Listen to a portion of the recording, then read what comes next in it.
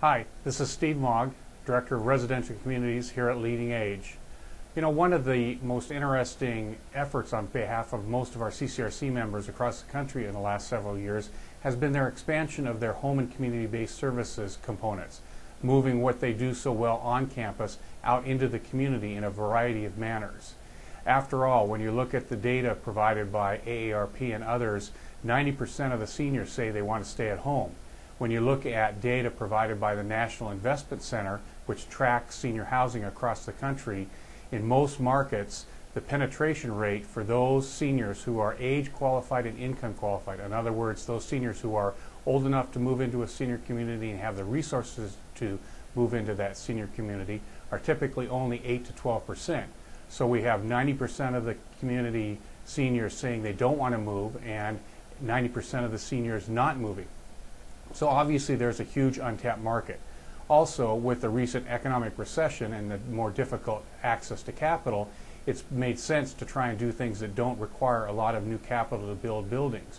We of course know that over the next many years we're going to need to build a number more CCRCs to meet the demand, but at least in the short term and then into the future there is a market out there for services being provided into the community. One of the newer innovations that's been around for a few years in about a dozen places across the country are what we're calling CCRCs without walls, or CCRCs in home. Some of them have been in existence for a number of years. Kendall at home in Ohio, Cadbury in New Jersey, Alexian in Tennessee. There's some new ones. Episcopal Homes, Evangelical Homes of Michigan just opened a in-home program, as is Eschaton in California. This really takes the Type A CCRC concept and moves it into the community, into the senior's house, and doesn't require them to move. The basic program is an entrance fee model where they will pay anywhere from $30,000 to $60,000 or $70,000 as an entrance fee. It's the same kind of thing you would do if you moved onto campus, and they also have a monthly fee of anywhere from $300 to $700 or $800 a month, depending on the kinds of services and the circumstances the senior are living in. So it's very much the same concept as a Type A CCRC, only the location is not moving onto campus, the location is into the senior's home.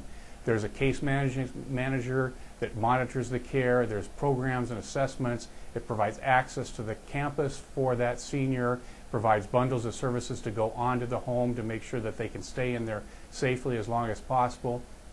And it also provides the senior access to the health-related services, assisted living or skilled nursing on the campus. In talking to our members who are looking at this, obviously one of the components that's very important is the screening and the entrance fee requirements to make sure you have seniors that are relatively healthy and it doesn't look like they're going to need immediate access to some kind of health-related care. But also in talking to members who have been doing this program, it's also been found that very few of the seniors actually end up utilizing the assisted living or skilled nursing care because they provide so much care and such great care in the home they don't have to move. This is a new idea. Again, we've got a huge market out there. It doesn't take as much capital, and it's something that a lot of CCRCs are looking at. In some states it requires a license change. Florida just passed a statute to allow it. Connecticut had passed a statute a few years to allow it, and there may be other states who need to look at their licensing for CCRCs to see whether they can provide that. In many other states, there's not going to be an impediment by licensing, and they could look at the program and get it up and going at their convenience and their own timetable.